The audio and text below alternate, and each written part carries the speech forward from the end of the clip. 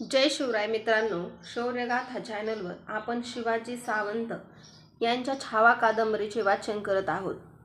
मागील व्हिडिओमध्ये आपण बघितले की शंभूराजे आणि राजेऊ यांचा विवाह थाटात पार पडलेला आहे। गडावर झालेल्या या शुभमंगल प्रसंगाचे सुंदर वर्णन आपण मागील व्हिडिओमध्ये बघितले। राजेऊ यांचे नाव बदलून यशोदा ठेवले। आऊसाहेबांनी प्रेम भरल्या स्वरात येसू म्हणून साद घातली आणि राजेऊ अखंड स्वराज्याच्या राणी येसूबाई झाल्या। या पुढील भागात आपण बघूया। रिवाजाप्रमाणे लग्नानंतर आईचा गोंधळ घातला गेला।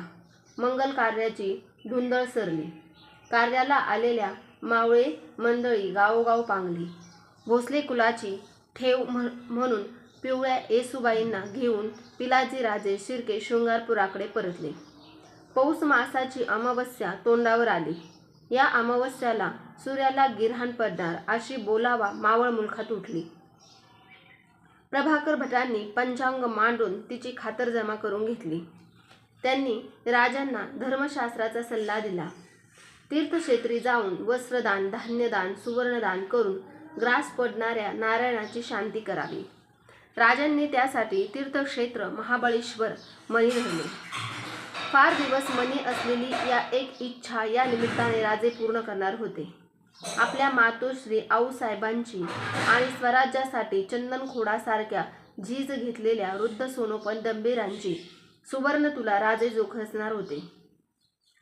त्यांच्या भाराभार एवढे सोने दान करून सूर्याला ग्रासणाऱ्या राहू केतूंना गिरहाण सोडीचे साखळे घालणार होते।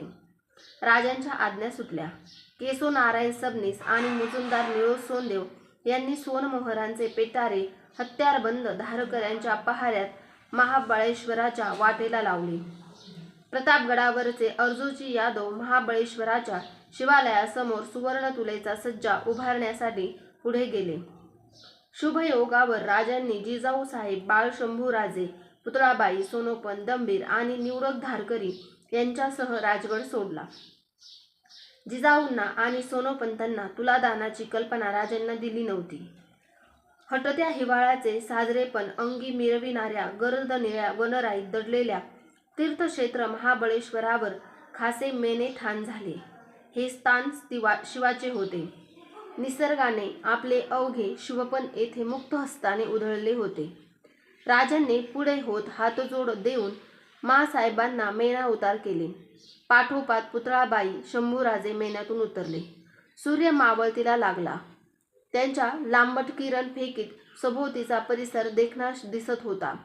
शंभूराजे भोवतीच्या मुलखाचे सुरूरपण बघताच हरकून गेले।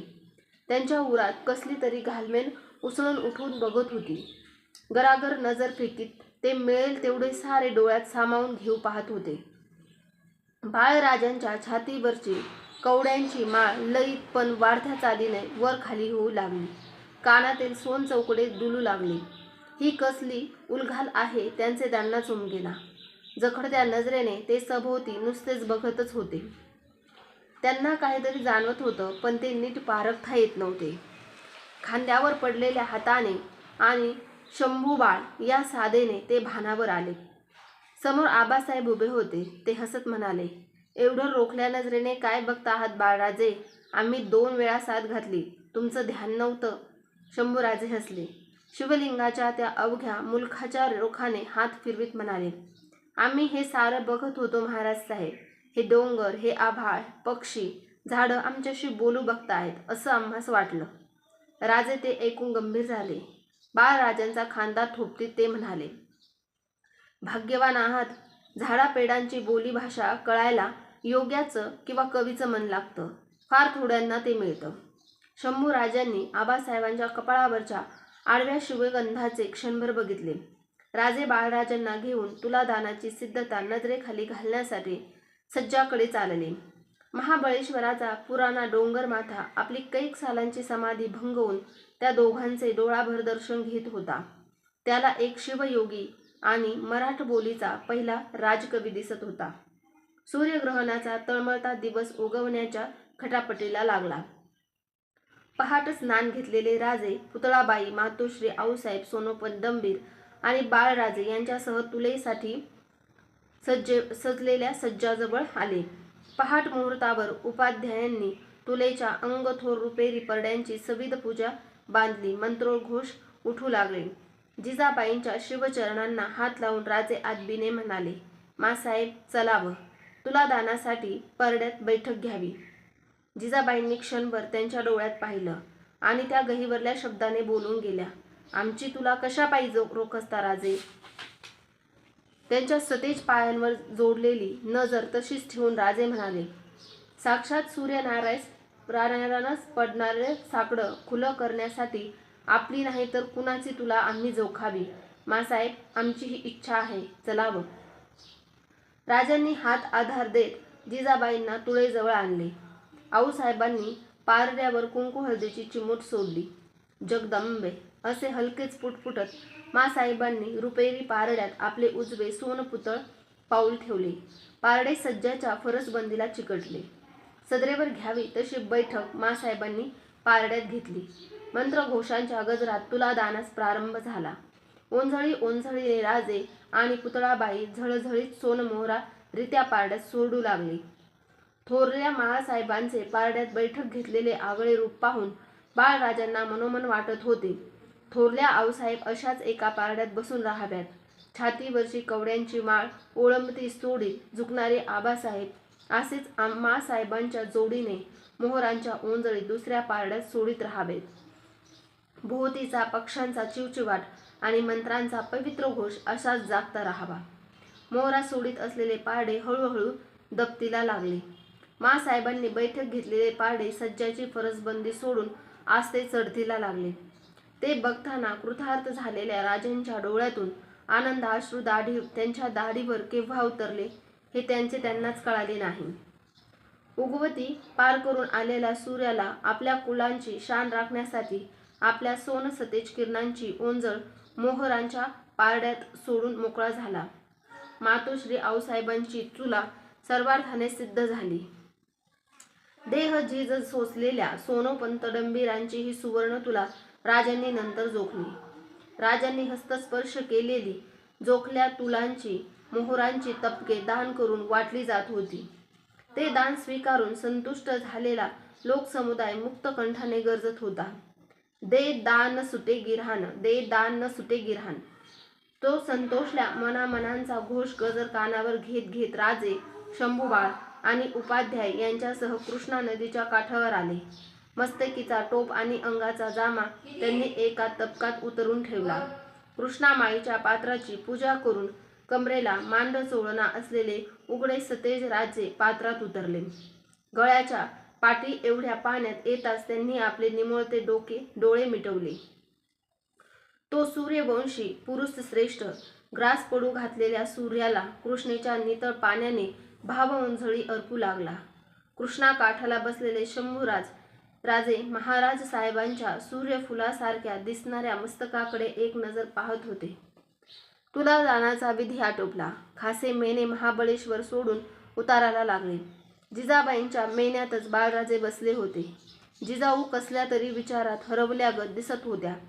काही बोलत नव्हत्या. त्यांना बोलते व्हावे म्हणून शंभूराजेंनी त्यांना विचारले, थोरल्या आऊ, आपण आमच्याशी काहीच कसं बोलत नाही? आमचं काही चुकलं नाही शंभूबाळ?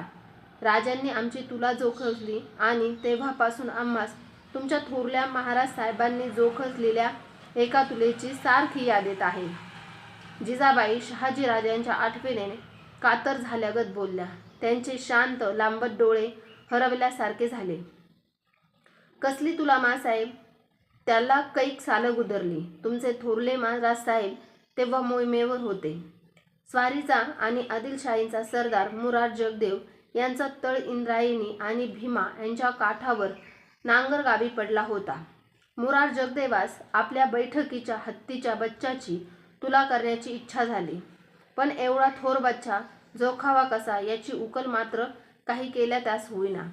मग बाळराजांचे कुतूहल वाढले. तुमच्या थोरल्या महाराज साहेबांनी पुढं होऊन त्याला तोड सांगितली. हत्तीचा बच्चा इंद्रायणी आणि भीमा यांच्या संगमातील डोहाच्या नावेत चढविण्यात आला. त्या वजनाने नाव जेवढी डुबली तेवढ्या जागेवर खून करून घेतली. मग बच्चा उतरवून त्या खुणेपर्यंत नाव डुबेल एवढे दगडधोंडे नावेत चढविले आणि त्या दगडांच्या भारा इतकं सोनं नाणं दान करण्यात आलं. तेव्हापासून सारी रयत त्या नांगर गावास तुळापूर म्हणून लागली. शहाजी राजांचे चातुर्य आपल्या नातवाला सांगताना जिजाबाईंचा चेहरा उजळून निघाला होता. हत्तीच्या बच्च्याच्या तुलेची ती अजब कथा ऐकताना शंभूराजांच्या डोळ्यासमोर एक दृश्य स्पष्ट खडे ठाकले. त्यांना मनोमनी ते फार आवडले. ते चित्र म्हणजे इंद्रायणी आणि भीमा या नद्यांचा संगम, त्या संगमाच्या डोहावर हिंदोळणारी भली थोरली नाव आणि त्या नावेत चढलेला हत्तीचा भला मोठा बच्चा. आज आपण इथेच थांबूया. आज आपण बघितले की महाराजांनी स्वराज्यासाठी रात्रंदिवस चंदनासारख्या झिजणाऱ्या आपल्या आऊसाहेब म्हणजेच राजमाता जिजाबाई आणि सोनोपंत डंबेरांची सुवर्ण तुला राजांनी महाबळेश्वर येथे केलेली आहे.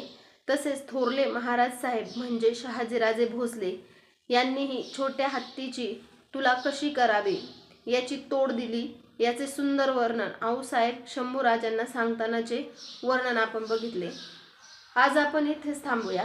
आजचा हा व्हिडिओ आपल्याला कसा वाटला ते कमेंट करून नक्की सांगा. व्हिडिओ आवडल्यास लाईक करा, शेअर करा आणि शौर्यगाथा चॅनलला सबस्क्राईब करा. मागील व्हिडिओची लिंक डिस्क्रिप्शन बॉक्समध्ये दिलेली आहे, तेथे जाऊन तो व्हिडिओ नक्की बघा. जय शिवराय, जय शंभूराजे.